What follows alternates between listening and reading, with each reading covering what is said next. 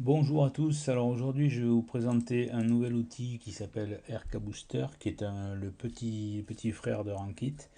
En fait, ce qu'on a fait, c'est qu'on s'est aperçu qu'il y avait beaucoup de fonctionnalités qui performaient sur Rankit, d'autres moins. On a essayé de tout regrouper et d'avoir un outil beaucoup plus léger qui permette de faire essentiellement les choses qui marchent. Et donc on a créé cet utilitaire. Donc je vais vous expliquer le fonctionnement maintenant. Donc déjà, première chose, pour le télécharger, on va se rendre sur la page, je vous mettrai le lien. On clique sur le bouton télécharger, on va récupérer l'utilitaire. Toujours pareil, en bas,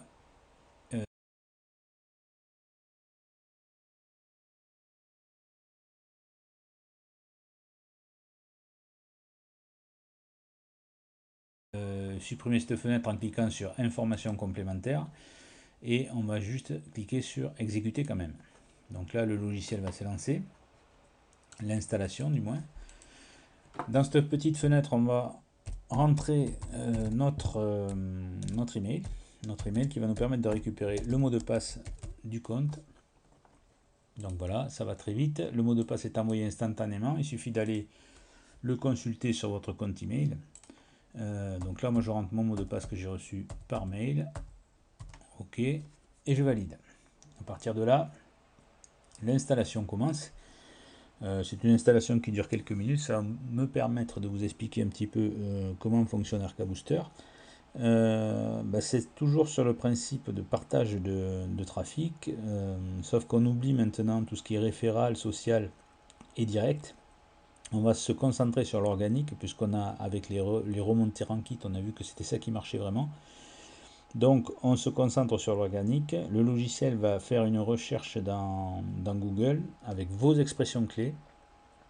Et il va chercher les pages qui sont associées à ces expressions clés. C'est-à-dire qu'en fait, vous allez, dans votre paramétrage, vous allez associer une expression clé à une page, toujours. Un mot-clé, une page, une expression clé, une page. Et le logiciel va taper cette expression clé, va chercher votre page sur les 20 premières des résultats de Google.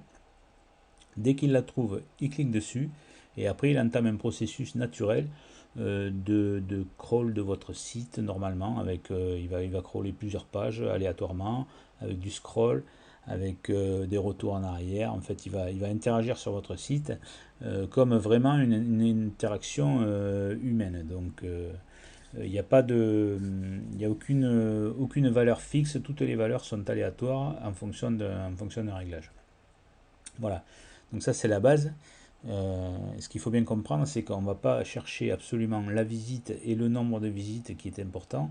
On va chercher surtout la qualité de l'interaction sur la SERP, c'est-à-dire est-ce que le lien est cliqué, est-ce qu'il y a des taux de rebond importants, est-ce qu'il y a du CTR important, quel est le comportement de l'utilisateur sur ce mot-clé et sur ce résultat de recherche. Voilà, donc là on est à 100%, on va finir l'installation. Une fois que l'installation est terminée, il vous met directement le lien pour aller paramétrer votre logiciel directement en ligne. Donc ça c'est aussi nouveau, c'est que vous le paramétrez directement depuis Internet, donc vous pouvez le faire, vous pouvez rajouter des missions ou en enlever ou en modifier directement depuis votre smartphone, n'importe où que vous soyez.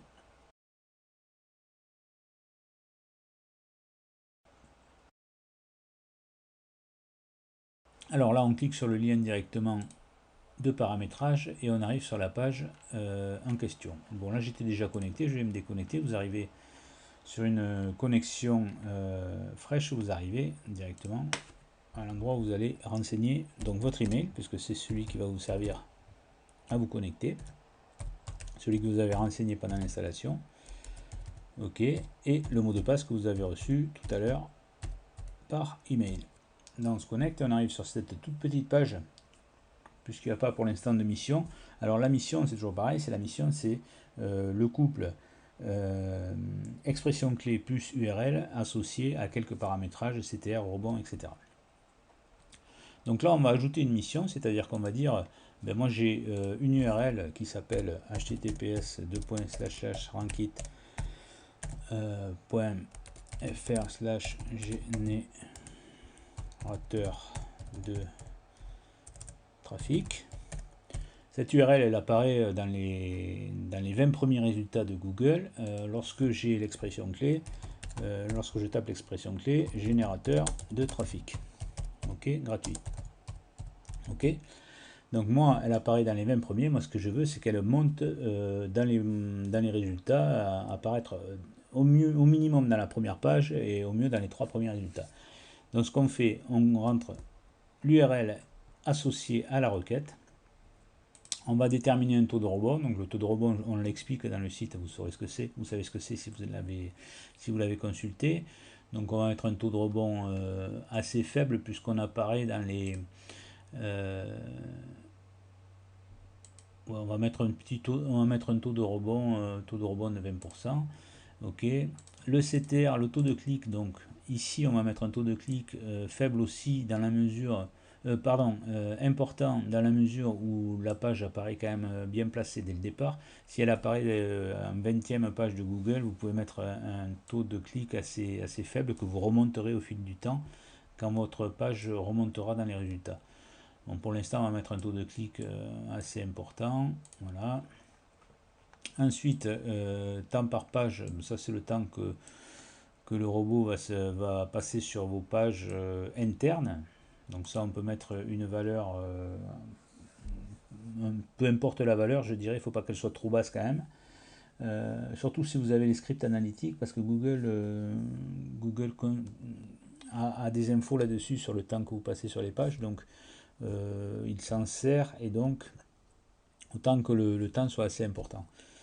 Voilà, à savoir que tout ce qu'on règle là, ça sera toujours du plus-moins 20%, donc ça sera jamais des valeurs vraiment fixes, ça sera jamais 70 secondes parfaites, ça sera toujours entre plus et moins 20%.